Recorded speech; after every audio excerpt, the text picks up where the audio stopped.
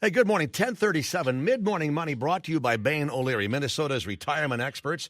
And on a Monday, I'm joined by Minneapolis-based business analyst and advisor Dale Kurschner here to talk about a couple of stories in the news of business-related and how they affect where we live. Dale, good morning. Thanks for being on here on WCCO. Good morning, John.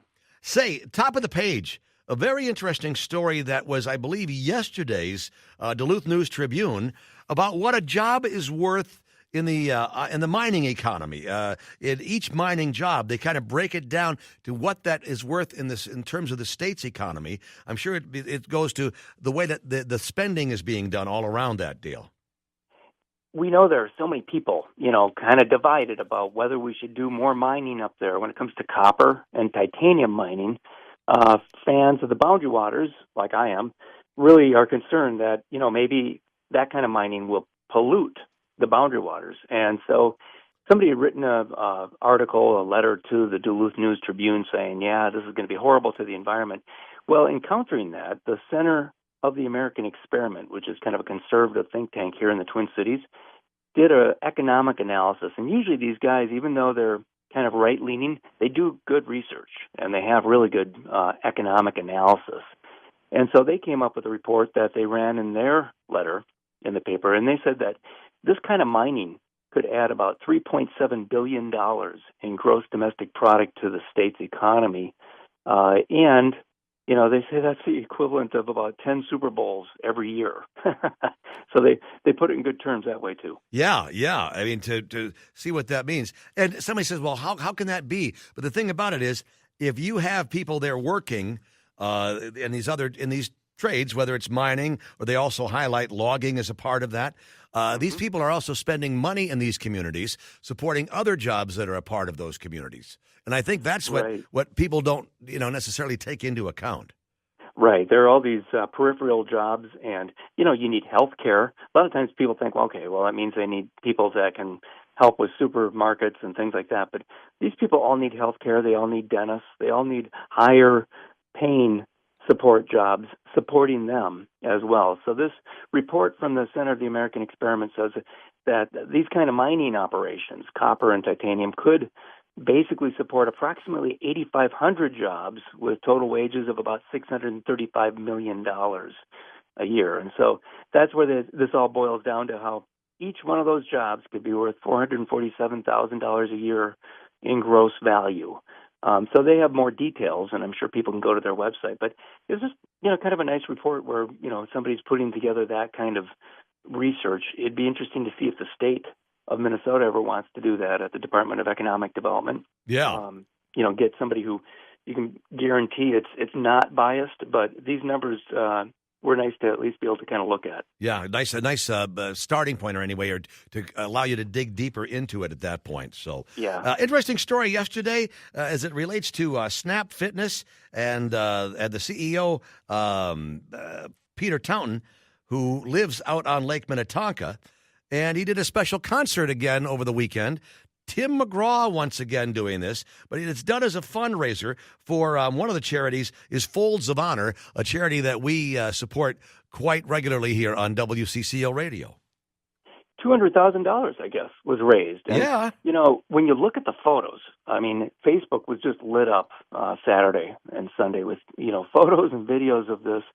There had to be, thousands of boats that lined up to hear this and to see this. And I don't know if they passed a bucket along those boats that were tied up. They probably could have gotten more money if they had, because there were a lot of people listening. But kind of cool that McGraw is doing this. Yeah. And I guess it's not the first time. He's teamed up with them in the past to do this. And so it's just kind of cool. It was really enjoyed by a lot of people out there, and just very unique to see that. Yeah. I should mention this, too, that the other organization was Helping Paws, a nonprofit that breeds, trains, and places assistance dogs and veterans suffering from PTSD. So kind of good, which actually takes us to something else you've got that is important for Wednesday. A number of new laws from the 2018 legislative session go into effect on August 1st, and you shared a couple of those, but one of those are laws involving fake service animals. Yeah, I just thought these two stories kind of lined up back to back because, you have people suffering from post-traumatic stress. and they need a service animal. But for quite a while there, people were not faking, but they were claiming that all sorts of pets could be service-oriented pets, so they could have them fly for free on a plane. So that's finally being kind of snuffed out. And so they have some misdemeanors that will apply, and petty misdemeanors for people who do this, and businesses will start being able to put signs at their entrances stating that only real service animals are welcome. Yes. And so, it's kind of different. Another new law coming out, though, is this DWI loophole. And I think that may have come about because of that snowmobile accident where a drunk snowmobile driver killed a kid last winter. Yes. And basically now, if you get a DWI boating, you lose your driver's license. And I guess in the past that wasn't the case. It was for ATVs, too. I mean, that if you had a DWI for an ATV infraction, it did not necessarily cost you your driver's license. Now those will go hand in hand. Right. So much tougher, and that's good. I think that, the dangers of people, hurting and killing other people with these kinds of vehicles is just as serious as a car. So that's interesting that that's coming about, too. And there's some other interesting ones, too, that listeners might want to know about. A contractor transparency thing where it's never been appropriate for a contractor to pay for a customer's insurance deductible, but there's been some confusion. So now going forward, residential contractors and insurance adjusters will have to include in their estimates written notice that the contractor is not going to pick up part of your insurance deductible. So just some interesting things that people can check out at Minnesota Lawyer. Another one that's kind of a surprise to me is point-of-sale skimming, establishing that interfering with electronic terminals, automated teller machines, point-of-sale terminals like on a gas pump or whatever, as a serious crime. Offenders implant electronic. I just assumed that it had always been a criminal act. I know. That's crazy. The law expands the state's unauthorized computer access crime statutes and creates both a gross misdemeanor and a felony level crime for violators who are violators of charged with skimming in a particular situation like that. So. Yeah, and you're right. I mean, we would all think that's, why wasn't that a crime? Some kind of felony level because it's stealing my money.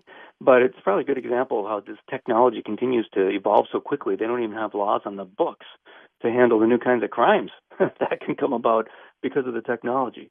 This is an interesting story, too, that you included in this morning's Business Rundown for Minnesota being ranked for retirement, suggesting might be time to head for greener pastures. Kind of a timely report here, Dale. So what's the inside part of all of this?